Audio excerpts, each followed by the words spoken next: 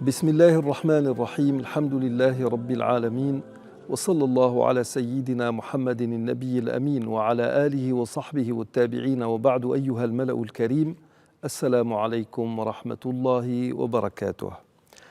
Quand un jurisconsulte musulman ou un juriste tout court, un mufti, est appelé à statuer sur une situation, nous parlons ici des situations essentiellement inédites, c'est-à-dire une chose qui ne s'est pas déjà produite auparavant.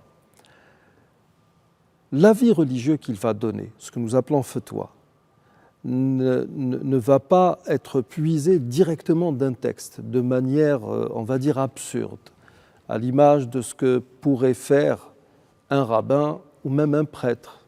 En fonction d'un texte, on va donner un avis religieux, ou on va publier carrément un édit. D'ailleurs, chez les juifs et les chrétiens, on est allé au-delà. Le texte, on peut même le lire de différentes manières, ce qui a donné lieu à une profusion d'avis sur des situations et ces avis sont changeants, etc. En islam, la chose est un peu plus régulée et elle va au-delà donc de la simple lecture du texte.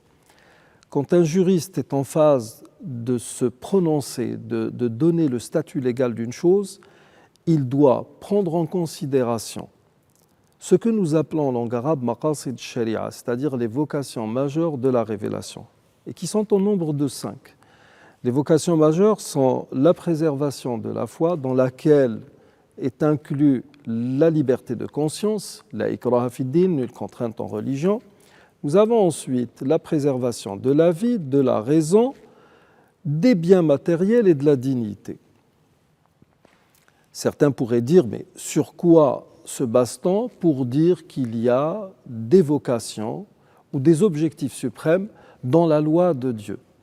Eh bien, tout simplement parce que à chaque fois qu'une injonction est énoncée par le Coran vous donne sa finalité. Nous sommes au mois de Ramadan et le verset qui reviendra le plus souvent durant ce mois est celui de Sourate Al-Baqarah où il est dit يا أيها الذين آمنوا كتب عليكم الصيام كما كتب على الذين من قبلكم لعلكم تتقون.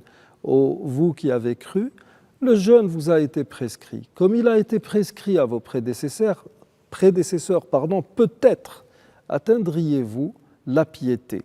Il y a donc, derrière l'acte cultuel, il y a une vocation, il y a quelque chose à rechercher. Si nous allons dans le domaine, par exemple, juridique, tout court, nous avons par exemple ce verset où il est dit إنما حرم عليكم الميتة والدم ولحم الخنزير وما أهل به لغير الله. Donc la religion nous interdit la charogne, le sang répandu, ce qu'on a immolé ou égorgé en nommant autre que Dieu.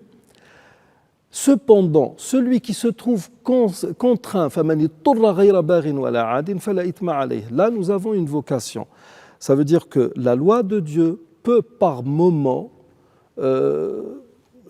l'interdit peut se voir suspendu pour des raisons bien déterminées. Là, nous parlons de préservation de la vie. Et quand on lit bien le Coran et la tradition prophétique, on se rend compte qu'il y a énormément de textes qui insinuent et qui suggèrent cela. Nous arrivons au terme de l'émission d'aujourd'hui, nous poursuivrons demain. D'ici là, je vous dis astawdi'ukumullah alladhi la tadi'u wada'i'uhu. Assalamu alaykum wa rahmatullahi wa barakatuh.